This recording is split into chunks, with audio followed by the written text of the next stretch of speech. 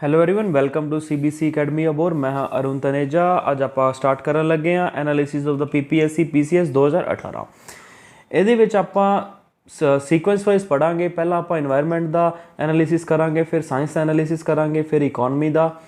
ਇਸ ਐਨਾਲਿਸਿਸ ਦੇ ਵਿੱਚ ਤੁਹਾਨੂੰ ਪੂਰਾ ਡਿਟੇਲ ਦੇ ਵਿੱਚ ਸਮਝਾਇਆ ਜਾਊਗਾ ਵੀ ਇਹ ਕੁਐਸਚਨ ਆਇਆ ਕਿੱਥੋਂ ਹੈ, ਇਹਦੇ ਰਿਲੇਟਿਡ ਹੋਰ ਕੀ ਕੁਐਸਚਨ ਬਣ ਸਕਦੇ ਆ, ਤੇ ਸਾਰਾ ਐਨਾਲਿਸਿਸ ਆਪਾਂ ਇਸ ਟੌਪਿਕ ਦੇ ਵਿੱਚ ਹੀ ਕਰਾਂਗੇ। ਕਿਉਂਕਿ ਜਿਹੜੇ ਹੁਣ ਕੁਐਸਚਨ ਆ ਗਏ ਉਹ ਅੱਗੇ ਰਿਪੀਟ ਨਹੀਂ ਹੋਣਗੇ, ਬਹੁਤ ਰੇਅਰ ਚਾਂਸਿਸ ਹੈ। 2018 ਵਾਲੇ ਕੁਐਸਚਨ 2020 ਦੇ ਵਿੱਚ ਨਹੀਂ ਆਉਣ ਵਾਲੇ, ਪਰ ਇਹਦੇ ਨਾਲ ਰਿਲੇਟਿਡ ਜਿੰਨੇ ਵੀ ਕੁਐਸਚਨ ਹੋਰ ਬਣ ਸਕਦੇ ਆ ਆਪਾਂ ਉਹ ਕਰਾਂਗੇ। ਕਿਉਂਕਿ ਜਿੰਨੇ ਆਪਾਂ 100 ਕੁਐਸਚਨ ਹੈ, ਠੀਕ ਹੈ ਜੀ, 100 ਕੁਐਸਚਨ ਆਪਣੇ 2018 ਦੇ ਪੇਪਰ ਦੇ ਵਿੱਚ, ਇਹਦੇ ਨਾਲ ਮਿਲਦੇ ਜੁਲਦੇ ਜਿੰਨੇ ਵੀ ਕਨਸੈਪਟ ਹੋਣਗੇ, ਲਗਭਗ 6 ਤੋਂ ਲੈ ਕੇ 700 ਦੇ ਅਰਾਊਂਡ ਕਨਸੈਪਟ ਹੈ, ਉਹ ਸਾਰੇ ਕਰਵਾਏ ਜਾਣਗੇ ਇਹਨਾਂ ਹੀ ਟੌਪਿਕ ਦੇ ਵਿੱਚ। ਸੋ ਆਪਾਂ ਅੱਜ ਦਾ ਪਹਿਲਾ ਟੌਪਿਕ ਸਟਾਰਟ ਕਰਦੇ ਹਾਂ। The element which is generally absorbed by the plant along with the zinc and the causes Auchus disease in human being। Auchus disease ਪਹਿਲਾ ਗੱਲ ਤਾਂ ਇਹ ਕੁਐਸਚਨ ਪੁੱਛਿਆ ਕੀ ਗਿਆ ਵੀ ਜ਼ਿੰਕ ਦੇ ਨਾਲ ਮਿਲ ਕੇ ਹੋਰ ਕਿਹੜਾ ਐਲੀਮੈਂਟ ਹੈ ਜਿਹੜਾ Auchus disease ਹਿਊਮਨ ਬੀਇੰਗ ਦੇ ਵਿੱਚ ਕ੍ਰੀਏਟ ਕਰਦਾ ਹੈ। ਸੋ ਆਪਣੇ ਕੋਲ 4 ਆਪਸ਼ਨ ਦਿੱਤੇ ਹੋਏ ਆ। ਪਹਿਲਾ ਆਪਸ਼ਨ ਹੈ ਟਿਨ, B ਆਪਸ਼ਨ ਹੈ ਕੈਡਮੀਅਮ, C ਆਪਸ਼ਨ ਹੈ ਮਰਕਰੀ, D ਆਪਸ਼ਨ ਹੈ ਕ੍ਰੋਮੀਅਮ। ਜਿਹੜੀ Auchus disease ਹੈ ਉਹ ਮੇਨਲੀ ਹੁੰਦੀ ਹੈ ਕੈਡਮੀਅਮ ਕਰਕੇ, ਠੀਕ ਹੈ ਜੀ। ਇਹ ਸਾਰੀਆਂ ਡਿਜ਼ੀਜ਼ ਆਪਾਂ ਅੱਗੇ ਹੋਰ ਵੀ ਪੜ੍ਹਦੇ ਹਾਂ ਵੀ ਮਰਕਰੀ ਦੇ ਨਾਲ ਕਿਹੜੀ ਹੁੰਦੀ ਹੈ, ਟਿਨ ਦੇ ਨਾਲ ਕਿਹੜੀ ਹੁੰਦੀ ਹੈ, ਤੇ ਕ੍ਰੋਮੀਅਮ ਦੇ ਨਾਲ ਕਿਹੜੀ ਹੁੰਦੀ ਹੈ। ਸੋ ਆਪਾਂ ਨੈਕਸਟ ਪੜ੍ਹਦੇ ਹਾਂ ਵੀ ਹੋਰ ਕਿਹੜੀਆਂ ਡਿਜ਼ੀਜ਼ ਹੁੰਦੀਆਂ। ਹਾਂਜੀ, ਨੈਕਸਟ ਹੈ Minamata disease. Minamata disease was the first discovered in the Minamata city. It was caused by the release of the methyl mercury. ਜਿਹੜੀ ਮਰਕਰੀ ਦੇ ਨਾਲ ਡਿਜ਼ੀਜ਼ ਹੁੰਦੀ ਹੈ ਉਹਦਾ ਨਾਮ ਕੀ ਹੈ? Minamata disease. ਬਹੁਤ ਇੰਪੋਰਟੈਂਟ ਹੈ। ਮੀਨਾਮਾਟਾ ਡਿਜ਼ੀਜ਼ ਕਿਹਦੇ ਨਾਲ ਹੁੰਦੀ ਹੈ? ਮਿਥਾਈਲ ਮਰਕਰੀ ਦੇ ਨਾਲ। ਕੱਲ ਨੂੰ ਆਪਾਂ ਨੂੰ ਪੁੱਛਿਆ ਜਾ ਸਕਦਾ ਪੁੱਛਿਆ ਵੀ ਹੋਇਆ 2018 ਦੇ ਪੇਪਰ 'ਚ। ਆਪਣਾ ਨੈਕਸਟ ਕੁਐਸਚਨ ਹੀ ਉਹੀ ਹੈ ਵੀ ਮੀਨਾਮਾਟਾ ਡਿਜ਼ੀਜ਼ ਕਿਹਦੇ ਨਾਲ ਹੁੰਦੀ ਹੈ? ਮਿਥਾਈਲ ਮਰਕਰੀ ਦੇ ਨਾਲ। ਇਟਾਈ ਡਿਜ਼ੀਜ਼ ਆ ਉਹ ਕਿਹਦੇ ਨਾਲ ਹੁੰਦੀ ਹੈ? ਕੈਡਮੀਅਮ ਦੀ ਪੋਇਜ਼ਨਿੰਗ ਦੇ ਨਾਲ ਹੁੰਦੀ ਹੈ ਇਟਾਈ ਡਿਜ਼ੀਜ਼। ਇਹਨੂੰ ਆਊਚਾਊਚ ਵੀ ਕਿਹਾ ਜਾਂਦਾ ਹੈ। ਆਊਚਾਊਚ ਡਿਜ਼ੀਜ਼ ਕਿਹਦੇ ਨਾਲ ਹੁੰਦੀ ਹੈ? ਕੈਡਮੀਅਮ ਦੀ ਪੋਇਜ਼ਨਿੰਗ ਦੇ ਨਾਲ ਹੁੰਦੀ ਹੈ। ਇਟਾਈ ਵੀ ਕੈਡਮੀਅਮ ਦੀ ਪੋਇਜ਼ਨਿੰਗ ਦੇ ਨਾਲ ਹੁੰਦੀ ਹੈ। ਜਿਹੜੀ ਮੀਨਾਮਾਟਾ ਉਹ ਕਿਹਦੇ ਨਾਲ ਹੁੰਦੀ ਹੈ? ਮਰਕਰੀ ਦੀ ਪੋਇਜ਼ਨਿੰਗ ਦੇ ਨਾਲ। ਆਪਾਂ ਨੈਕਸਟ ਪੜ੍ਹਦੇ ਹਾਂ ਹੁਣ। ਬਹੁਤ ਇੰਪੋਰਟੈਂਟ ਜਿਹੜਾ ਹੈਗਾ ਨੈਕਸਟ ਹੈਗਾ ਬਲੂ ਬੇਬੀ ਸਿੰਡਰੋਮ। ਜਿਹੜਾ ਬਲੂ ਬੇਬੀ ਸਿੰਡਰੋਮ ਕਿਹਦੇ ਨਾਲ ਹੁੰਦਾ? ਨਾਈਟ੍ਰੇਟ ਦੇ ਨਾਲ ਹੁੰਦਾ ਜੀ, ਬਲੂ ਬੇਬੀ ਸਿੰਡਰੋਮ। ਆ ਪੜ੍ਹ ਵੀ ਲੈਂਦੇ ਹਾਂ। It is believe to be caused by the high nitrate contamination. ਜਿਹੜਾ ਬਲੂ ਬੇਬੀ ਸਿੰਡਰੋਮ ਹੁੰਦਾ ਉਹ ਕਿਹਦੇ ਨਾਲ ਹੁੰਦਾ? ਹਾਈ ਨਾਈਟ੍ਰੇਟ ਦੇ ਨਾਲ ਹੁੰਦਾ ਬਲੂ ਬੇਬੀ ਸਿੰਡਰੋਮ। ਬਹੁਤ ਇੰਪੋਰਟੈਂਟ ਹੈ। ਆਪਾਂ ਨੈਕਸਟ ਪੜ੍ਹਦੇ ਹਾਂ ਨਿਮੋਨੋਸਿਸਿਸ। The coal miners are frequently caught by the black lung disease which is also called the pneumocystis। ਜਿਹੜੇ ਕੋਲ ਮਾਈਨਰਸ ਨੂੰ ਹੁੰਦੀ ਹੈ ਕਿਹੜੀ ਡਿਜ਼ੀਜ਼ ਹੁੰਦੀ ਹੈ? ਨਿਮੋਨੋਸਿਸਿਸ। ਬਹੁਤ ਇੰਪੋਰਟੈਂਟ ਹੈ। ਨਿਮੋਨੋਸਿਸਿਸ is caused by the deposit of the coal dust ਇਨ ਦਾ ਲੰਗ ਆਫ ਦਾ ਕੋਲ ਮਾਈਨਰਸ। ਲੰਗਸ ਦੀ ਡਿਜ਼ੀਜ਼ ਹੈਗੀ ਹੈ ਨਿਮੋਨੋਸਿਸਿਸ। ਕਿਹਨਾਂ ਨੂੰ ਹੁੰਦੀ ਹੈ? ਕੋਲ ਜਿਹੜੇ ਡਿਗਰ ਹੁੰਦੇ ਆ ਜਾਂ ਕੋਲ ਮਾਈਨਰਸ ਹੁੰਦੇ ਆ। ਬਹੁਤ ਇੰਪੋਰਟੈਂਟ ਹੈ। ਮੀਨਾਮਾਟਾ ਕਿਹਨਾਂ ਨਾਲ ਹੁੰਦੀ ਹੈ? ਮਿਥਾਈਲ ਮਰਕਰੀ ਦੇ ਨਾਲ। ਇਟਾਈ ਕਿਹਦੇ ਨਾਲ ਹੁੰਦੀ ਹੈ? ਕੈਡਮੀਅਮ ਦੇ ਨਾਲ। ਬਲੂ ਬੇਬੀ ਸਿੰਡਰਮ ਕਿਹਦੇ ਨਾਲ ਹੁੰਦਾ? ਨਾਈਟ੍ਰੇਟ ਦੇ ਨਾਲ। ਐਵੇਂ ਚੀਜ਼ਾਂ ਆਪਾਂ ਰਿਪੀਟ ਕਰਾਂਗੇ ਤਾਂ ਹੀ ਆਪਾਂ ਨੂੰ ਯਾਦ ਰਹਿਣਗੀਆਂ। ਹੁਣ ਤੁਸੀਂ ਇਸ ਕੁਐਸਚਨ ਦੇ ਨਾਲ ਹੀ ਆਪਾਂ ਸਾਡਾ ਜਿਹੜਾ ਐਨਾਲਾਈਜੇਸ਼ਨ ਹੈ ਉਹਦਾ ਜਿਹੜਾ ਲੈਵਲ ਉਹ ਤੁਸੀਂ ਵੇਖ ਸਕਦੇ ਹੋ। ਸਿਰਫ ਉਹਨਾਂ ਨੇ ਇੱਕ ਡਿਜ਼ੀਜ਼ ਪੁੱਛੀ ਸੀਗੀ, ਉਹਦੇ ਨਾਲ ਜਿੰਨੀਆਂ ਹੋਰ ਰਿਲੇਟਿਡ ਮਿਲਦੀਆਂ ਜੁਲਦੀਆਂ ਡਿਜ਼ੀਜ਼ ਆਪਾਂ ਸਾਰੀਆਂ ਕਰਵਾਤੀਆਂ। ਅੱਗੇ ਜਿੰਨੇ ਵੀ ਆਪਾਂ ਕੁਐਸਚਨ ਕਰਾਂਗੇ ਉਹਦੇ ਨਾਲ ਐਵੇਂ ਹੀ ਕਰਾਂਗੇ ਵੀ ਇੱਕ ਕੁਐਸਚਨ ਪੁੱਛਿਆ ਜਾਊਗਾ, ਉਹਦੇ ਨਾਲ ਜਿੰਨੇ ਹੋਰ ਵੀ ਕੁਐਸਚਨ ਬਣ ਸਕਦੇ ਸਾਰੇ ਦੇ ਸਾਰੇ ਕਰਵਾਏ ਜਾਣਗੇ। ਹੁਣ ਆਪਾਂ ਨੈਕਸਟ ਪੜ੍ਹਦੇ ਹਾਂ ਹੁਣ। ਹਾਂਜੀ, ਇਹੀ ਕੁਐਸਚਨ 2018 ਦੇ ਵਿੱਚ ਪੁੱਛਿਆ ਗਿਆ। Compound of dash causes Minamata disease. ਕਿਹੜੇ ਕੰਪਾਊਂਡ ਹੈ ਜਿਹੜੇ ਕੋਜ਼ ਕਰਦੇ ਆ ਮੀਨਾਮਾਟਾ ਡਿਜ਼ੀਜ਼ ਨੂੰ? ਉਹ ਹੈਗੇ ਮਰਕਰੀ ਦੇ ਕੰਪਾਊਂਡ ਕਰਦੇ ਆ। ਜਿਵੇਂ ਆਪਾਂ ਪੜ੍ਹਿਆ ਮਿਥਾਈਲ ਮਰਕਰੀ ਨਾਲ ਹੁੰਦੀ ਹੈ ਮੀਨਾਮਾਟਾ ਡਿਜ਼ੀਜ਼। ਬਹੁਤ ਇੰਪੋਰਟੈਂਟ ਚੀਜ਼ਾਂ ਕਰਵਾ ਰਹੇ ਹਾਂ ਤੁਹਾਨੂੰ। ਪੈਨ ਡਾਊਨ ਕਰਦੇ ਰਹੋ ਜਿਹੜੀ ਚੀਜ਼ਾਂ ਨਹੀਂ ਲਿਖੀਆਂ ਹੋਈਆਂ, ਤੇ ਜਿਹੜਾ ਸਾਡਾ ਚੈਨਲ ਹੈ ਉਹਨੂੰ ਸਬਸਕ੍ਰਾਈਬ ਕਰ ਲਓ ਕਿਉਂਕਿ ਸਾਰਾ ਐਨਾਲਾਈਜੇਸ਼ਨ ਆਪਾਂ ਇੱਦਾਂ ਹੀ ਕਰਵਾਵਾਂਗੇ। Compound of the mercury causes Minamata disease. ਆਪਾਂ ਨੈਕਸਟ ਪੜ੍ਹਦੇ ਹਾਂ ਹੁਣ। ਨੈਕਸਟ ਹੈਗਾ ਰੈੱਡ ਡਾਟਾ ਬੁੱਕ ਦੇ ਨਾਲ ਰਿਲੇਟਿਡ ਜਾਂ ਕਹਿ ਸਕਦੇ ਕ੍ਰਿਟੀਕਲੀ ਇੰਡੇਂਜਰਡ ਸਪੀਸੀਜ਼ ਦੇ ਨਾਲ ਰਿਲੇਟਿਡ ਟੌਪਿਕ ਹੈਗਾ। International Union of the Conservation of Nature consider a species to be critically endangered if the spatial measure extent of the occurrence is estimated less than 100 kilometer square। ਜਿਹੜਾ ਇਹਦਾ answer ਹੈਗਾ 100 kilometre. ਜਿਹੜਾ extent ਹੈ species ਦਾ, ਜਿਹੜੀਆਂ species ਹੈ critically ਇੰਡੇਂਜਰਡ ਉਦੋਂ ਹੀ declare ਕੀਤਾ ਜਾ ਸਕਦਾ ਹੈ ਜਦੋਂ ਉਹਨਾਂ ਦਾ ਸਪੇਸ਼ੀਅਲ ਮੇਜ਼ਰ ਜਾਂ ਕਹਿ ਸਕਦੇ extent of occurrence less than 100 kilometre square ਦੇ ਅੰਦਰ ਹੋਵੇ, ਉਦੋਂ ਉਹਨਾਂ ਨੂੰ ਡਿਕਲੇਅਰ ਕੀਤਾ ਜਾਂਦਾ ਹੈ ਕ੍ਰਿਟੀਕਲੀ ਇੰਡੇਂਜਰਡ ਸਪੀਸੀਜ਼। ਜਦੋਂ ਉਹਨਾਂ ਦਾ ਐਕਸਟੈਂਟ 100 ਕਿਲੋਮੀਟਰ ਦੇ ਸਕੁਅਰ ਕਿਲੋਮੀਟਰ ਦੇ ਅੰਦਰ ਹੋਵੇ ਜਾਂ ਉਸ ਤੋਂ ਘੱਟ ਹੋਵੇ ਤਾਂ ਉਦੋਂ ਡਿਕਲੇਅਰ ਕੀਤਾ ਜਾਂਦਾ ਹੈ ਕ੍ਰਿਟੀਕਲੀ ਇੰਡੇਂਜਰਡ ਸਪੀਸੀਜ਼। ਤਾਂ ਆਪਣਾ ਆਨਸਰ ਹੋ ਜਾਊਗਾ B। IUCN ਕਦੋਂ ਫਾਰਮ ਹੋਈ ਸੀਗੀ? ਇਹਦੇ ਹੈੱਡਕੁਆਟਰ ਕਿਹੜੇ ਇਹ ਵੀ ਆਪਾਂ ਦੱਸਦੇ ਹਾਂ ਹੁਣ। ਹਾਂਜੀ, IUCN ਫਾਰਮ ਕਦੋਂ ਹੋਈ ਸੀਗੀ? IUCN ਫਾਰਮ ਹੋਈ ਸੀਗੀ 1948 ਦੇ ਵਿੱਚ। ਮੈਂ ਤੁਹਾਨੂੰ ਇੱਕ ਗੱਲ ਹੋਰ ਦੱਸਣਾ ਚਾਹੁੰਦਾ ਵੀ ਜਿਹੜੇ IUCN ਦੇ ਹੈੱਡਕੁਆਟਰ ਹੈਗੇ ਆ ਉਹ ਗਲੈਂਡ ਸਵਿਟਜ਼ਰਲੈਂਡ ਦੇ ਵਿੱਚ ਹੈਗੇ ਆ। ਇਹ ਫਾਰਮ ਕਦੋਂ ਹੋਈ ਸੀਗੀ? 1948 ਦੇ ਵਿੱਚ ਫਾਰਮ ਹੋਈ ਸੀਗੀ। ਮੈਂ ਤੁਹਾਨੂੰ ਇੱਕ ਹੋਰ ਗੱਲ ਦੱਸਣਾ ਚਾਹੁੰਦਾ IUCN ਬਾਰੇ। IUCN ਇੱਕ ਨੋਨ ਗੌਰਮੈਂਟਲ ਆਰਗੇਨਾਈਜੇਸ਼ਨ ਹੈ, UN ਦੇ ਅੰਡਰ ਨਹੀਂ ਆਉਂਦੀ। ਕਈ ਵਾਰੀ ਇਹ ਪੁੱਛਿਆ ਹੋਇਆ UPSC ਦੇ 2017 ਦੇ ਵਿੱਚ ਪੁੱਛਿਆ ਹੋਇਆ ਕੁਐਸਚਨ ਹੈ ਵੀ IUCN UN ਦੀ ਆਰਗੇਨਾਈਜੇਸ਼ਨ ਹੈਗੀ ਹੈ ਜਾਂ ਨਹੀਂ ਹੈਗੀ। IUCN UN ਦੀ ਆਰਗੇਨਾਈਜੇਸ਼ਨ ਹੈ ਨਹੀਂ ਗੀ। ਬਹੁਤ ਇੰਪੋਰਟੈਂਟ ਪੁਆਇੰਟ ਆਫ ਵਿਊ ਹੈ ਵੀ IUCN UN ਦੀ ਆਰਗੇਨਾਈਜੇਸ਼ਨ ਹੈਗੀ ਹੈ ਜਾਂ ਨਹੀਂ ਹੈਗੀ। IUCN UN ਦੀ ਆਰਗੇਨਾਈਜੇਸ਼ਨ ਹੈ ਨਹੀਂ ਗੀ। ਨੈਕਸਟ ਇਹ ਹੈਗਾ ਵੀ IUCN ਦਾ ਇੱਕ ਨਵਾਂ ਨਾਮ ਵੀ ਰੱਖਿਆ ਗਿਆ, ਵਰਲਡ ਕੰਜ਼ਰਵੇਸ਼ਨ ਯੂਨੀਅਨ ਵੀ ਕਿਹਾ ਜਾਂਦਾ IUCN ਨੂੰ। ਕੀ ਕਿਹਾ ਜਾਂਦਾ? World conservation union. ਆਪਾਂ ਰਿਪੀਟ ਕਰ ਲੈਂਦੇ ਹਾਂ IUCN ਬਾਰੇ ਕੁਝ ਗੱਲਾਂ। ਪਹਿਲੀ ਗੱਲ ਤਾਂ ਇਹ ਹੈਗੀ ਹੈ ਕਦੋਂ ਫਾਰਮ ਹੋਈ ਸੀ? 1948 ਦੇ ਵਿੱਚ। ਦੂਜੀ ਗੱਲ, ਇਹਦੇ ਹੈੱਡਕੁਆਟਰ ਕਿੱਥੇ ਹੈ? ਸਵਿਟਜ਼ਰਲੈਂਡ ਗਲੈਂਡ ਦੇ ਵਿੱਚ ਹੈਗੇ ਆ, ਠੀਕ ਹੈ ਜੀ। ਤੀਜੀ ਗੱਲ, ਇੱਕ ਨੋਨ ਗੌਰਮੈਂਟਲ ਆਰਗੇਨਾਈਜੇਸ਼ਨ ਹੈ, UN ਦੇ ਅੰਡਰ ਨਹੀਂ ਆਉਂਦੀ। ਚੌਥੀ ਗੱਲ ਇਹ ਹੈਗੀ ਹੈ ਵੀ ਇਹਦਾ ਨਵਾਂ ਨਾਮ ਕੀ ਹੈ? World conservation union. ਸਭ ਤੋਂ ਇੰਪੋਰਟੈਂਟ ਗੱਲ ਇੱਕ ਹੋਰ ਗੱਲ ਹੈਗੀ ਹੈ ਜਿਹੜੀ IUCN ਬਾਰੇ ਪਤਾ ਹੋਣੀ ਚਾਹੀਦੀ ਹੈ। IUCN ਇੱਕ ਰੈੱਡ ਡਾਟਾ ਬੁੱਕ ਇਸ਼ੂ ਕਰਦੀ ਹੈ। ਕੌਣ ਇਸ਼ੂ ਕਰਦਾ? Red data book IUCN issue ਕਰਦੀ ਹੈ। ਉਹ ਰੈੱਡ ਡਾਟਾ ਬੁੱਕ ਦੇ ਵਿੱਚ ਕੀ ਹੁੰਦਾ? ਰੈੱਡ ਡਾਟਾ ਬੁੱਕ ਦੇ ਵਿੱਚ ਹੁੰਦਾ ਹੈ ਵੀ ਜਿਹੜੀ ਆਪਣੀ ਕ੍ਰਿਟੀਕਲ ਇੰਡੇਂਜਰਡ ਸਪੀਸੀਜ਼ ਹੈ, ਇੰਡੇਂਜਰਡ ਸਪੀਸੀਜ਼ ਹੈ, ਉਹਦੇ ਵਿੱਚ ਕਿਹੜੀ ਸਪੀਸੀਜ਼ ਹੁੰਦੀ ਹੈ, ਉਹਦਾ ਕ੍ਰਾਈਟੇਰੀਆ ਕੀ ਹੁੰਦਾ, ਉਹਦੇ ਵਿੱਚ ਕੀ ਹੁੰਦਾ, ਕ੍ਰਾਈਟੇਰੀਆ ਕੀ ਹੁੰਦਾ। ਸਾਰੀਆਂ ਚੀਜ਼ਾਂ IUCN ਦੀ ਰੈੱਡ ਡਾਟਾ ਬੁੱਕ ਦੇ ਵਿੱਚ ਇਸ਼ੂ ਕੀਤਾ ਜਾਂਦਾ ਹੈ। ਸੋ ਆਪਾਂ ਜਿਹੜੇ ਇਹਦੇ ਕ੍ਰਾਈਟੇਰੀਆ ਹੋਰ ਜਿਵੇਂ ਕ੍ਰਿਟੀਕਲ ਇੰਡੇਂਜਰਡ ਸਪੀਸੀਜ਼ ਦਾ ਕ੍ਰਾਈਟੇਰੀਆ, ਵਲਨਰੇਬਲ ਸਪੀਸੀਜ਼ ਦਾ ਕ੍ਰਾਈਟੇਰੀਆ, ਇੰਡੇਂਜਰਡ ਸਪੀਸੀਜ਼ ਦਾ ਕ੍ਰਾਈਟੇਰੀਆ ਆਪਾਂ ਨੈਕਸਟ ਪੇਜ ਪੜ੍ਹਦੇ ਹਾਂ। ਹੁਣ ਜਿਵੇਂ ਮੈਂ ਤੁਹਾਡੇ ਨਾਲ ਪ੍ਰੋਮਿਸ ਕੀਤਾ, ਜਦੋਂ ਵੀ ਆਪਾਂ ਕੋਈ ਵੀ ਟੌਪਿਕ ਪੜ੍ਹ ਰਹੇ ਹਾਂ ਜਾਂ ਕੋਈ ਵੀ ਕੁਐਸਚਨ ਕਰ ਰਹੇ ਹੋ, ਉਹਦੇ ਨਾਲ ਜਿੰਨੇ ਵੀ ਮਿਲਦੇ ਜੁਲਦੇ ਕਨਸੈਪਟ ਹੋਣਗੇ ਉਹ ਸਾਰੇ ਕਰਵਾਏ ਜਾਣਗੇ। ਕ੍ਰਿਟੀਕਲੀ ਇੰਡੇਂਜਰਡ ਸਪੀਸੀਜ਼ ਦਾ ਆਪਾਂ ਹੁਣ ਕਰਦੇ ਆ। ਰਿਡਕਸ਼ਨ ਇਨ ਪਾਪੂਲੇਸ਼ਨ ਗ੍ਰੇਟਰ ਦੈਨ ਦਾ 90% ਓਵਰ ਦਾ ਲਾਸਟ 10 ਈਅਰਸ। ਜਿੰਨੀ ਵੀ ਪਾਪੂਲੇਸ਼ਨ ਸੀਗੀ ਉਹਨਾਂ ਦੀ, ਇਹ ਕ੍ਰਿਟੀਕਲੀ ਇੰਡੇਂਜਰਡ ਸਪੀਸੀਜ਼ ਦਾ ਕ੍ਰਾਈਟੇਰੀਆ ਹੈ ਜਿਹੜੀ ਕਿ IUCN ਦੁਆਰਾ ਇਸ਼ੂ ਕੀਤੀ ਜਾਂਦੀ ਹੈ। ਕ੍ਰਿਟੀਕਲੀ ਇੰਡੇਂਜਰਡ ਸਪੀਸੀਜ਼ ਦਾ ਕੀ ਕ੍ਰਾਈਟੇਰੀਆ ਆਪਾਂ ਪੜ੍ਹਦੇ ਹਾਂ। ਜਿਹੜਾ ਆਪਣਾ ਪਹਿਲਾ ਪੁਆਇੰਟ ਹੈ, ਜਿਹੜੀ ਉਹਨਾਂ ਦੀ ਪਾਪੂਲੇਸ਼ਨ ਆ ਉਹ ਘੱਟ ਜੇ 90% ਤੋਂ ਵੀ ਘੱਟ ਜੇ ਪਿਛਲੇ 10 ਸਾਲਾਂ ਦੇ ਵਿੱਚ, ਤਾਂ ਉਹ ਏਰੀਏ ਦੇ ਵਿੱਚ ਆ ਜੂਗੀ, ਮਤਲਬ ਕ੍ਰਾਈਟੇਰੀਆ ਦੇ ਵਿੱਚ ਆ ਜੂਗੀ, ਕ੍ਰਿਟੀਕਲੀ ਇੰਡੇਂਜਰਡ ਸਪੀਸੀਜ਼ ਦੇ ਕ੍ਰਾਈਟੇਰੀਆ ਦੇ ਵਿੱਚ ਆ ਜੂਗੀ। ਸੈਕਿੰਡ ਪੁਆਇੰਟ ਇਹ ਹੈ population size number less than the 50 mature individuals. ਵੀ ਜਿਹੜਾ ਉਹਨਾਂ ਦਾ ਪਾਪੂਲੇਸ਼ਨ ਸਾਈਜ਼ ਹੈ ਉਹ ਘੱਟ ਜੇ, ਕਿੰਨੇ ਤੋਂ ਵੀ ਘੱਟ ਹੋ ਜੇ, 50 ਇੰਡੀਵਿਜੂਅਲਸ ਤੋਂ ਵੀ ਘੱਟ ਜੇ, ਉਦੋਂ ਕ੍ਰਿਟੀਕਲੀ ਇੰਡੇਂਜਰਡ ਸਪੀਸੀਜ਼ ਦੇ ਵਿੱਚ ਕਵਰ ਕਰ ਲਿਆ ਜਾਊਗਾ। ਨੈਕਸਟ ਇਹ ਹੈ quantitative analysis showing the probability of the extinction in the wild at least 50% in the next 10 years। Next point ਬਹੁਤ ਇੰਪੋਰਟੈਂਟ ਹੈ ਵੀ ਉਹਨਾਂ ਦੀ ਪ੍ਰੋਬੈਬਿਲਿਟੀ ਹੋਵੇ ਵੀ 50% ਜਿੰਨੇ ਹੁਣ ਹੈਗੇ ਆ ਉਹਦੇ 50% ਹੋਰ ਕੱਲ੍ਹ ਨੂੰ ਖਤਮ ਹੋ ਜਾਣਗੇ ਆਉਣ ਵਾਲੇ 10 ਸਾਲਾਂ ਦੇ ਵਿੱਚ, ਤਾਂ ਉਹ ਵੀ ਕ੍ਰਿਟੀਕਲੀ ਇੰਡੇਂਜਰਡ ਸਪੀਸੀਜ਼ ਦੇ ਵਿੱਚ ਆ ਜਾਊਗਾ। ਫਿਰ ਆਪਾਂ ਰਿਪੀਟ ਕਰ ਲੈਂਦੇ ਹਾਂ ਵੀ ਕ੍ਰਿਟੀਕਲੀ ਇੰਡੇਂਜਰਡ ਸਪੀਸੀਜ਼ ਦਾ ਪਹਿਲਾ ਪੁਆਇੰਟ ਹੈਗਾ ਰਿਡਕਸ਼ਨ ਇਨ ਦਾ ਪਾਪੂਲੇਸ਼ਨ ਗ੍ਰੇਟਰ ਦੈਨ ਦਾ 90% ਓਵਰ ਦਾ ਲਾਸਟ 10 ਈਅਰਸ। ਵੀ ਜਿਹੜੀ ਪਾਪੂਲੇਸ਼ਨ ਉਹਨਾਂ ਦੀ ਘੱਟ ਜੇ 90% ਤੋਂ ਵੀ ਘੱਟ ਜੇ, ਵੀ ਜਿਵੇਂ ਉਹਨਾਂ ਦੀ ਪਾਪੂਲੇਸ਼ਨ 100 ਸੀਗੀ, ਹੁਣ ਉਹਨਾਂ ਦੀ ਸਿਰਫ 10 ਪਾਪੂਲੇਸ਼ਨ ਰਹਿ ਗਈ ਹੈ, ਠੀਕ ਹੈ ਜੀ, ਇਨ ਦਾ ਲਾਸਟ 10 ਈਅਰਸ, ਤਾਂ ਉਹ ਇਹ ਪਹਿਲਾ ਕ੍ਰਾਈਟੇਰੀਆ, ਠੀਕ ਹੈ ਜੀ। ਸੈਕਿੰਡ ਕ੍ਰਾਈਟੇਰੀਆ ਜਿਹੜਾ ਪਾਪੂਲੇਸ਼ਨ ਸਾਈਜ਼ ਆ ਉਹਨਾਂ ਦਾ ਉਹ 50 ਤੋਂ ਵੀ ਘੱਟ ਜੇ, ਮਤਲਬ ਨੰਬਰਸ ਇੰਡੀਵਿਜੂਅਲਸ, ਮਤਲਬ ਠੀਕ ਹੈ ਜੀ। ਥਰਡ ਪੁਆਇੰਟ ਇਹ ਹੈਗਾ ਵੀ ਨੈਕਸਟ ਆਉਣ ਵਾਲੇ 10 ਸਾਲਾਂ ਦੇ ਵਿੱਚ ਜਿਹੜੀ ਉਹਨਾਂ ਦੀ 50% ਪਾਪੂਲੇਸ਼ਨ ਹੈ ਉਹ ਘੱਟ ਜੂਗੀ, ਤਾਂ ਉਹ ਵੀ ਕ੍ਰਿਟੀਕਲੀ ਇੰਡੇਂਜਰਡ ਸਪੀਸੀਜ਼ ਦੇ ਵਿੱਚ ਆ ਜਾਊਗਾ। ਆਪਾਂ ਨੈਕਸਟ ਕ੍ਰਾਈਟੇਰੀਆ ਪੜ੍ਹਦੇ ਹਾਂ ਇਹਨਾਂ ਦਾ। ਨੈਕਸਟ ਹੈ ਇੰਡੇਂਜਰਡ ਸਪੀਸੀਜ਼, ਬਹੁਤ ਇੰਪੋਰਟੈਂਟ ਹੈ। ਪਹਿਲਾਂ ਪੜ੍ਹਿਆ ਸੀਗਾ ਕ੍ਰਿਟੀਕਲੀ ਇੰਡੇਂਜਰਡ ਸਪੀਸੀਜ਼, ਹੁਣ ਆਪਾਂ ਪੜ੍ਹ ਰਹੇ ਹਾਂ ਇੰਡੇਂਜਰਡ ਸਪੀਸੀਜ਼। ਰਿਡਕਸ਼ਨ ਇਨ ਦਾ ਪਾਪੂਲੇਸ਼ਨ ਸਾਈਜ਼ 70% ਓਵਰ ਦਾ ਲਾਸਟ 10 ਈਅਰਸ। ਪਾਪੂਲੇਸ਼ਨ ਦਾ ਸਾਈਜ਼ ਕਿੰਨਾ ਘੱਟ ਜੇ, 70% ਘੱਟ ਜੇ ਲਾਸਟ 10 ਈਅਰ ਦੇ ਵਿੱਚ। ਉਹਦੇ ਵਿੱਚ ਕਿੰਨਾ ਸੀਗਾ, 90% ਘੱਟ ਜੇ ਲਾਸਟ 10 ਈਅਰ ਦੇ ਵਿੱਚ, ਠੀਕ ਹੈ ਜੀ।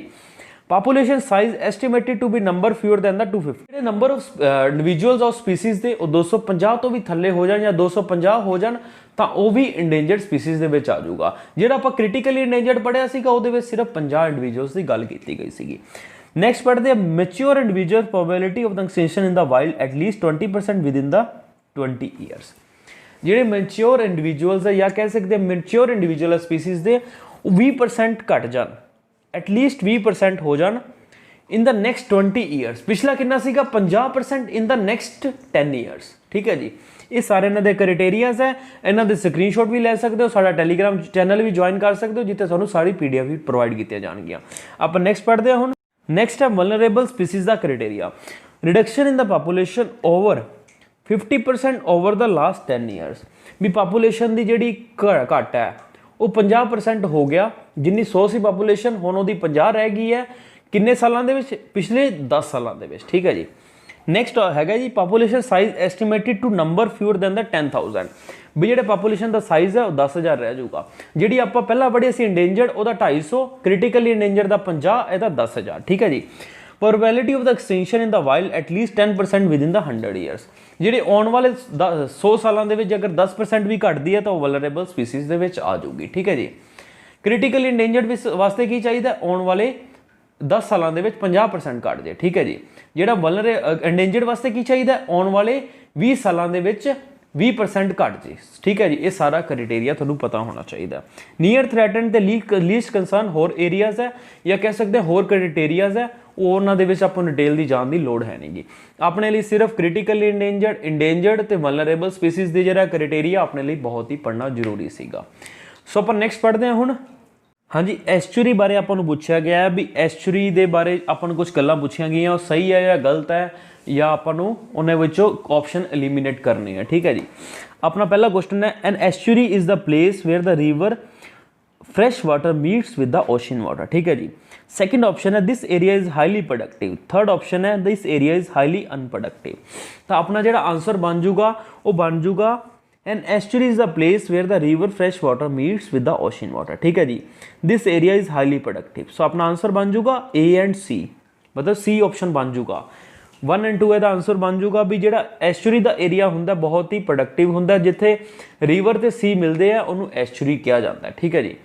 ਜਿੱਥੇ ਇਹ ਚੀਜ਼ਾਂ ਮਿਲਣਗੀਆਂ ਤਾਂ ਉੱਥੇ ਤਾਂ ਜਿਹੜਾ ਏਰੀਆ ਬਹੁਤ ਹੀ ਜ਼ਿਆਦਾ ਪ੍ਰੋਡਕਟਿਵ ਹੋਊਗਾ।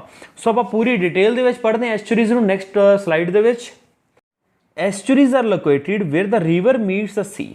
ਐਸਚੁਰੀਜ਼ ਉਸ ਜਗ੍ਹਾ ਨੂੰ ਕਿਹਾ ਜਾਂਦਾ ਹੈ ਜਿੱਥੇ ਰਿਵਰ ਸੀ ਨੂੰ ਮਿਲਦਾ ਹੈ। Estuaries are water bodies where the flow of the fresh water from the river mixed with the salt water transported by the tide from the oceans। ਜਿਹੜਾ ਰਿਵਰ ਦਾ ਫਰੈਸ਼ ਵਾਟਰ ਤੇ ਜਿਹੜਾ ਆਪਣੀ ਸੀਜ਼ ਦਾ ਸੌਲਟ water ਜਾਂ ਕਹਿ ਸਕਦੇ ਹਾਂ ਸੌਲਟੀ water ਮਿਲਦੇ ਆ, ਉੱਥੇ ਇੱਕ ਫਾਰਮ ਹੁੰਦੀ ਹੈ estuaries. Estuaries are one of the most productive areas in the world. ਆਪਾਂ ਨੈਕਸਟ ਪੁਆਇੰਟ ਪੜ੍ਹਦੇ ਹਾਂ। Estuaries are the most productive water bodies in the world. ਜਿਵੇਂ ਮੈਂ ਤੁਹਾਨੂੰ ਦੱਸ ਚੁੱਕਿਆ, estuaries are most heavily populated area throughout the world. Their complete salinity range 0 to 35 ppt। ਬਹੁਤ important ਹੈ ਵੀ ਜਿਹੜੀ ਜ਼ਿਆਦਾ ਸੈਲਿਨਿਟੀ ਵੀ ਨਹੀਂ ਹੁੰਦੀ, ਘੱਟ ਵੀ ਨਹੀਂ ਹੁੰਦੀ, ਜਿਹੜੀ ਉਹਨਾਂ ਦੀ ਰੇਂਜ ਹੁੰਦੀ ਹੈ 0 ਤੋਂ ਲੈ ਕੇ 35 ppt ਤੱਕ ਹੁੰਦੀ ਹੈ। ਠੀਕ ਹੈ ਜੀ। ਵੀ ਐਸਚੁਰੀ ਕਿਹਨੂੰ ਕਹਿੰਦੇ ਆ, ਜਦੋਂ ਸੀ ਤੇ ਜਿਹੜੇ ਰਿਵਰ ਮਿਲਦੇ ਆ ਉਹਨੂੰ ਐਸਚੁਰੀਜ਼ ਕਿਹਾ ਜਾਂਦਾ ਹੈ। ਇਹ ਹਾਈਲੀ ਪ੍ਰੋਡਕਟਿਵ ਏਰੀਆਜ਼ ਐਸਚੁਰੀਜ਼। ਜਿਹੜੀ ਉਹਨਾਂ ਦੀ ਐਵਰੇਜ ਪੀਪੀਟੀ ਸੈਲਿਨਿਟੀ ਰੇਂਜ ਹੈ ਉਹ 0 ਤੋਂ 35 ਦੇ ਵਿੱਚ ਹੈ। ਜੇ ਤੁਸੀਂ ਪ੍ਰੋਪਰ ਇਨਵਾਇਰਨਮੈਂਟ ਦਾ ਪੂਰੇ ਕਨਸੈਪਟ ਪੜ੍ਹਨਾ ਚਾਹੁੰਦੇ ਹੋ, ਸਾਡੇ ਜਿਹੜੇ ਪੇਡ ਕੋਰਸਿਸ ਉਹਨਾਂ ਨੂੰ ਤੁਸੀਂ ਜੁਆਇਨ ਕਰ ਸਕਦੇ ਹੋ। ਅਸੀਂ ਪ੍ਰੋਪਰ ਡਿਟੇਲ ਦੇ ਵਿੱਚ ਐਸਚੁਰੀਜ਼, ਲੈਗੂਨਸ, ਲੇਕ ਸਾਰੀ ਚੀਜ਼ਾਂ ਕਰਵਾ ਰੱਖੀਆਂ। ਸੋ ਆਪਾਂ ਨੈਕਸਟ ਪੜ੍ਹਦੇ ਹਾਂ ਹੁਣ ਕੀ ਹੈ। So what is meant by the term oil zapper that we frequently hear in the news. ਜਿਹੜਾ ਆਇਲ ਜੈਪਰ ਟਰਮ ਹੈ ਕਿਸ ਲਈ ਯੂਜ਼ ਕੀਤੀ ਜਾਂਦੀ ਹੈ? ਇਹ ਵੈਸੇ 2012 ਦਾ ਕਨਸੈਪਟ ਹੈਗਾ, 2018 ਦੇ ਵਿੱਚ PPSC ਇਹਨਾਂ ਨੂੰ ਪੁੱਛਿਆ ਸੀਗਾ। ਉਮੀਦ ਕਰਦੇ ਹਾਂ ਵੀ ਇਹਦੇ ਨਾਲ ਮਿਲਦਾ ਜੁਲਦਾ ਹੋਰ ਵੀ ਕਨਸੈਪਟ ਪੁੱਛਿਆ ਜਾ ਸਕਦਾ ਹੈ। ਆਇਲ ਜੈਪਰ ਕਿਉਂ ਨਿਊਜ਼ ਦੇ ਵਿੱਚ ਸੀਗਾ? ਕਿਉਂਕਿ ਜਿਹੜਾ ਆਪਣਾ ਸੀਜ਼ ਦੇ ਵਿੱਚ ਆਇਲ ਇਕੱਠਾ ਹੋ ਜਾਂਦਾ ਹੈ ਉਸ ਨੂੰ ਰਿਮੂਵ ਕਿਵੇਂ ਕੀਤਾ ਜਾਵੇ, ਇਹੀ ਸੀਗਾ ਆਇਲ ਜੈਪਰ ਦਾ ਕਨਸੈਪਟ। ਆਪਾਂ ਨੂੰ 4 ਆਪਸ਼ਨ ਦਿੱਤੇ ਹੋਏ, ਆਪਾਂ ਪੜ੍ਹਦੇ ਹਾਂ ਇਹਦੇ ਵਿੱਚ ਆਪਣਾ ਆਂਸਰ ਕਿਹੜਾ ਬਣੂਗਾ। It is an eco friendly technology for the remediation of the oil sludge and the oil spills. ਜੇ ਆਪਾਂ ਨੂੰ ਪਹਿਲਾਂ ਹੀ ਜਿਹੜਾ ਆਪਣਾ ਆਪਸ਼ਨ ਦਾ ਉਹੀ ਸਹੀ ਹੈਗਾ, ਬਾਕੀ ਆਪਾਂ ਨੂੰ ਆਪਸ਼ਨ ਆਪਾਂ ਐਲੀਮੀਨੇਟ ਵੀ ਕਰ ਸਕਦੇ। ਸੋ ਆਪਾਂ ਇਹਦੀ ਐਕਸਪਲੇਨੇਸ਼ਨ ਹੀ ਪੜ੍ਹ ਲੈਂਦੇ ਹਾਂ। Oil zapper refer to the mixture of the 5 microbial strains are capable of eating up oil. They take up in the pollution and give out carbon dioxide without producing any harmful residues। ਇਹ oil ਜੈਪਰ ਹੈਗਾ ਕੀ ਹੈ? ਇੱਕ mixture ਹੈ। ਕਿਹਦਾ mixture ਹੈ? ਮਾਈਕਰੋਬਲ ਸਟ੍ਰੇਨਸ ਦਾ। Microbes ਹੁੰਦੇ ਆ ਨਾ ਜੀ, ਜਿਵੇਂ ਕੀੜੇ ਕਹਿ ਸਕਦੇ, ਛੋਟੇ ਛੋਟੇ ਇਨਸੈਕਟਸ, ਉਹਨਾਂ ਦਾ ਮਿਕਸਚਰ ਹੈ ਜਿਹੜੇ ਆਇਲ ਨੂੰ ਖਾ ਜਾਂਦੇ ਆ। ਉਹ ਸਿਰਫ ਕਾਰਬਨ ਡਾਈਆਕਸਾਈਡ ਰਿਲੀਜ਼ ਕਰਦੇ, ਹੋਰ ਕੋਈ ਵੀ ਜਿਹੜੇ ਹਾਰਮਫੁਲ ਗੈਸਿਸ ਜਾਂ ਕਹਿ ਸਕਦੇ ਹਾਰਮਫੁਲ ਪ੍ਰੋਡਕਟ ਨਹੀਂ ਕਰਦੇ, ਮਤਲਬ ਰਿਲੀਜ਼ ਨਹੀਂ ਕਰਦੇ। ਸੋ ਇਹ ਬਹੁਤ ਹੀ ਇੱਕ ਇਨਵਾਇਰਨਮੈਂਟ ਫਰੈਂਡਲੀ ਜਿਹਾ ਹੈਗਾ ਸੀਗਾ ਆਇਲ ਜੈਪਰ ਦਾ ਕਨਸੈਪਟ। ਇਹ 2012 ਦੇ ਵਿੱਚ ਆਇਆ ਸੀਗਾ, ਇਹ ਵੀ ਤੁਸੀਂ ਧਿਆਨ ਰੱਖ ਸਕਦੇ ਹੋ। ਸੋ ਬਹੁਤ ਇੰਪੋਰਟੈਂਟ ਸੀਗਾ ਵੀ ਜਿਹੜਾ ਆਪਣਾ ਆਇਲ ਹੈ ਸੀਜ਼ ਦੇ ਵਿੱਚ ਉਹਨੂੰ ਰਿਮੂਵ ਕਰਨ ਵਾਸਤੇ ਯੂਜ਼ ਕੀਤਾ ਜਾਂਦਾ ਆਇਲ ਜੈਪਰ ਨੂੰ। ਸੋ ਆਪਾਂ ਨੈਕਸਟ ਪੜ੍ਹਦੇ ਹਾਂ ਹੁਣ। ਹਾਂਜੀ, ਆਪਣਾ ਨੈਕਸਟ ਹੈਗਾ with reference to the wild life protection act 1972 consider the following statement. ਜਿਹੜਾ ਆਪਣਾ ਵਾਈਲਡ ਲਾਈਫ ਪ੍ਰੋਟੈਕਸ਼ਨ ਐਕਟ 1972 ਹੈ ਉਹਦੇ ਰਿਲੇਟਿਡ ਕੁਝ ਆਪਾਂ ਨੂੰ ਸਟੇਟਮੈਂਟ ਦਿੱਤੀਆਂ ਹੋਈਆਂ, ਆਪਾਂ ਨੂੰ ਆਨਸਰ ਦੇਣਾ ਉਹਨਾਂ ਨੂੰ ਵੇਖ ਕੇ। ਪਹਿਲਾ ਆਪਸ਼ਨ ਹੈਗਾ it was formed in order to fulfil India's international obligation under the convention on the biological diversity. ਪਹਿਲੀ ਆਪਾਂ ਨੂੰ ਆਪਸ਼ਨ ਦਿੱਤੀ ਗਈ ਹੈ ਵੀ ਜਿਹੜਾ ਐਕਟ ਹੈ 1972 ਦਾ ਐਕਟ ਹੈ ਕਿਉਂ ਫਾਰਮ ਕੀਤਾ ਗਿਆ ਸੀਗਾ? ਕਿਉਂਕਿ ਜਿਹੜੀ ਆਪਣੀ ਮੰਡੇਟ ਹੈ ਜਾਂ ਕਹਿ ਸਕਦੇ ਹਾਂ ਵੀ ਆਪਾਂ ਇੱਕ ਇੰਟਰਨੈਸ਼ਨਲ ਟ੍ਰੀਟੀ ਸਾਈਨ ਕੀਤੀ ਗਈ ਹੈ convention on the biological diversity, ਉਹਦੇ ਅੰਡਰ ਇਹ ਜਿਹੜਾ ਐਕਟ ਹੈ ਉਹ ਬਣਾਇਆ ਗਿਆ। ਪਰ ਇਹ ਆਪਸ਼ਨ ਬਿਲਕੁਲ ਗਲਤ ਹੈ ਕਿਉਂਕਿ ਜਿਹੜੀ ਆਪਣੀ ਕਨਵੈਨਸ਼ਨ ਔਨ ਬਾਇਓਲੋਜੀਕਲ ਡਾਇਵਰਸਿਟੀ 1992 ਦੇ ਵਿੱਚ ਆਈ ਸੀਗੀ, ਜਿਹੜਾ ਇਹ ਵਾਲਾ ਐਕਟ ਹੈ 1972 ਦੇ ਵਿੱਚ ਆਇਆ ਸੀਗਾ। ਸੋ ਪਹਿਲਾ ਆਪਸ਼ਨ ਤਾਂ ਵੈਸੇ ਹੀ ਗਲਤ ਹੋ ਗਿਆ। ਸੈਕਿੰਡ ਪੁਆਇੰਟ ਹੈ as per the law only part of the wild animal is considered as the wild life trophy. ਜਿਹੜਾ ਵਾਈਲਡ ਐਨੀਮਲ ਦੇ ਜਿਹੜੇ ਪਾਰਟਸ ਹੈ ਉਹ ਵਾਈਲਡ ਟਰੋਫੀ ਦੇ ਵਿੱਚ ਵੀ ਹੀ ਕਵਰਡ ਕੀਤੇ ਜਾਣਗੇ, ਬਾਕੀ ਜਿਹੜੇ ਕੈਪਟੇਟਿਵ ਐਨੀਮਲਸ ਹੈ ਜਾਂ ਕਹਿ ਸਕਦੇ ਹੋਰ ਐਨੀਮਲਸ ਹੈ ਉਹਨਾਂ ਦੇ ਜਿਹੜੇ ਪਾਰਟ ਹੈ ਵਾਈਲਡ ਲਾਈਫ ਟਰੋਫੀ ਦੇ ਵਿੱਚ ਕਵਰ ਨਹੀਂ ਕੀਤੇ ਜਾਣਗੇ। ਸੋ ਇਹ ਵੀ ਆਪਸ਼ਨ ਗਲਤ ਹੈ। ਸਿਰਫ ਵਾਈਲਡ ਐਨੀਮਲ ਦੇ ਪਾਰਟ ਜਿਹੜੇ cover as a wild life trophy ਦੇ ਵਿੱਚ ਨਹੀਂ ਕਵਰ ਕੀਤੇ ਜਾਂਦੇ, ਹੋਰ ਵੀ ਜਿਹੜੇ ਐਨੀਮਲਸ ਹੈ ਜਾਂ ਪਲਾਂਟਸ ਹੈ ਉਹਨਾਂ ਦੇ ਵੀ ਜਿਹੜੇ ਪਾਰਟਸ ਹੈ ਉਹ ਕਵਰ ਕੀਤੇ ਜਾਂਦੇ ਆ। ਸੋ ਆਪਣੇ ਜਿਹੜੇ ਦੋਨੇ ਆਪਸ਼ਨ ਇਸ ਹਿਸਾਬ ਨਾਲ ਗਲਤ ਹੋ ਜਾਣਗੇ। ਆਪਣਾ ਆਨਸਰ ਆ ਜਾਊਗਾ ਨੀਦਰ 1 ਔਰ ਨੋਟ 2, ਕਿਉਂਕਿ ਜਿਹੜਾ 1972 ਦਾ ਐਕਟ ਹੈ ਉਹ 1972 ਦੇ ਵਿੱਚ ਬਣਿਆ ਸੀਗਾ। ਜਿਹੜੀ ਕਨਵੈਨਸ਼ਨ ਆਫ ਬਾਇਓਲੋਜੀਕਲ ਡਾਇਵਰਸਿਟੀ ਹੋਈ ਸੀਗੀ 1992 ਦੇ ਵਿੱਚ ਹੋਈ ਸੀਗੀ। ਠੀਕ ਹੈ ਜੀ, ਜਿਹੜਾ ਟਰੋਫੀ ਵਾਲਾ ਪਾਰਟ ਵੀ ਗਲਤ ਹੋ ਗਿਆ। ਆਪਾਂ ਇਹਨਾਂ ਦੀ ਐਕਸਪਲੇਨੇਸ਼ਨ ਅੱਗੇ ਪੜ੍ਹਦੇ ਹਾਂ ਜਾ ਕੇ ਪ੍ਰੋਪਰ। ਇਹ wild life trophy is defined as whole or any part of any captive animal or wild animal. ਕਿਸੇ ਵੀ ਕੈਪਟਿਵ ਐਨੀਮਲ ਦਾ ਜਿਹੜਾ ਪਾਰਟ ਹੈ ਉਹਨੂੰ as a wild life trophy treat ਕੀਤਾ ਜਾ ਸਕਦਾ ਹੈ। ਸਿਰਫ ਵਾਈਲਡ ਐਨੀਮਲ ਇਹਦੇ ਵਿੱਚ ਆਪਸ਼ਨ ਗਲਤ ਹੋ ਜਾਊਗਾ। ਠੀਕ ਹੈ ਜੀ, ਆਪਣਾ ਆਨਸਰ ਬਣ ਜਾਊਗਾ ਨੀਦਰ 1 ਔਰ ਨੋਟ 2। ਸੋ ਆਪਾਂ ਸੈਕਿੰਡ ਪੁਆਇੰਟ ਆਪਾਂ ਕਲੀਅਰ ਕਰ ਲੈਂਦੇ ਹਾਂ। ਕਨਵੈਨਸ਼ਨ ਆਫ ਬਾਇਓਲੋਜੀਕਲ ਡਾਇਵਰਸਿਟੀ ਕਦੋਂ ਹੋਈ ਸੀਗੀ? 1992 ਦੇ ਵਿੱਚ। ਜਿਹੜਾ ਆਪਣਾ ਇਹ ਐਕਟ ਕਦੋਂ ਫਾਰਮ ਹੋਇਆ? 1972 ਦੇ ਵਿੱਚ। ਸੋ ਮੰਡੇਟ ਦਾ ਤਾਂ ਕੋਈ ਸਵਾਲ ਹੀ ਨਹੀਂ ਪੈਦਾ ਹੁੰਦਾ। 3 ਮੇਨ ਏਮ ਸੀਗੇ convention of the biological diversity ਦੇ। ਪਹਿਲਾ ਏਮ ਸੀਗਾ convention of the biological diversity, ਠੀਕ ਹੈ ਜੀ। ਸੈਕਿੰਡ ਏਮ ਸੀਗਾ the sustainable use of its components, ਠੀਕ ਹੈ ਜੀ, ਜਿਹੜੇ ਬਾਇਓਡਾਇਵਰਸਿਟੀ ਦੇ ਕੰਪੋਨੈਂਟਸ ਉਹਨਾਂ ਦਾ ਸਸਟੇਨੇਬਲੀ ਯੂਜ਼ ਕਰਨਾ। ਥਰਡ ਪੁਆਇੰਟ ਹੈਗਾ equitable sharing of the benefit arising out of the utilization of the genetics resources. ਜਿੰਨੇ ਵੀ ਬੈਨੀਫਿਟਸ ਆਉਣਗੇ ਆਪਣੇ ਜੈਨੇਟਿਕ ਰਿਸੋਰਸਿਸ ਦੇ ਵਿੱਚੋਂ ਉਹ ਸਾਰੇ ਵੰਡੇ ਜਾਣਗੇ। ਸੋ ਇਹ ਸੀਗਾ ਇਹਦਾ third benefit. Convention of biological diversity ਦੇ ਜਿਹੜਾ ਐਕਟ ਸੀਗਾ 1992 ਦੇ, ਉਹਦੇ 3 ਬੈਨੀਫਿਟ ਸੀਗੇ। ਪਹਿਲਾ ਤਾਂ ਸੀਗਾ conservation of the biological diversity, second point ਹੈਗਾ sustainable use of its component, third ਹੈਗਾ equitable sharing of the genetic resources. So ਇਹ ਮੇਨ ਏਮ ਸੀਗਾ। ਇਹਦੇ ਕਿਤੇ ਵੀ ਗੱਲ ਨਹੀਂ ਕੀਤੀ ਗਈ ਵੀ 1972 ਦੀ ਐਕਟ ਜਾਂ ਕੋਈ ਹੋਰ ਐਕਟ ਦੀ ਕਿਤੇ ਵੀ ਗੱਲ ਨਹੀਂ ਕੀਤੀ ਗਈ। ਸੋ ਇਹ ਸੀਗਾ ਆਪਣਾ ਪੂਰੀ ਕਲੈਰਿਟੀ ਇਹ ਕੁਐਸਚਨ ਦੀ। ਆਪਾਂ ਨੈਕਸਟ ਵੇਖਦੇ ਲੈਣੇ ਕਿਹੜਾ ਕੁਐਸਚਨ ਹੈ। ਹੈਗਾ what are the benefits of implementing the integrated watershed development programme. Benefits ਕੀ ਹੈ ਇੰਪਲੀਮੈਂਟ ਕਰਨ ਦੇ ਇੰਟੀਗ੍ਰੇਟਿਡ ਵਾਟਰਸ਼ੈਡ ਡਿਵੈਲਪਮੈਂਟ ਪ੍ਰੋਗਰਾਮ ਨੂੰ? ਪਹਿਲਾ ਆਪਸ਼ਨ ਹੈਗਾ prevention of the soil run off, ਮਤਲਬ ਵੀ ਸੋਇਲ ਡਿਗਰੇਡੇਸ਼ਨ ਨੂੰ ਰੋਕਣ ਵਾਸਤੇ ਸੀਗਾ। ਸੈਕਿੰਡ ਆਪਸ਼ਨ ਹੈਗਾ linkage of the perennial river with the seasonal river, river linkage ਨੂੰ ਸੀਗਾ ਲੈ ਕੇ। ਸੀ ਆਪਸ਼ਨ ਹੈਗਾ ਜਾਂ ਥਰਡ ਆਪਸ਼ਨ ਹੈਗਾ ਰੇਨ ਵਾਟਰ ਹਾਰਵੈਸਟਿੰਗ ਨੂੰ ਲੈ ਕੇ ਸੀਗਾ। ਫੋਰਥ ਆਪਸ਼ਨ ਹੈਗਾ regeneration of the natural resources ਨੂੰ ਲੈ ਕੇ ਸੀਗਾ, ਜਾਂ ਕਹਿ ਸਕਦੇ regeneration of the natural vegetation ਨੂੰ ਲੈ ਕੇ ਸੀਗਾ।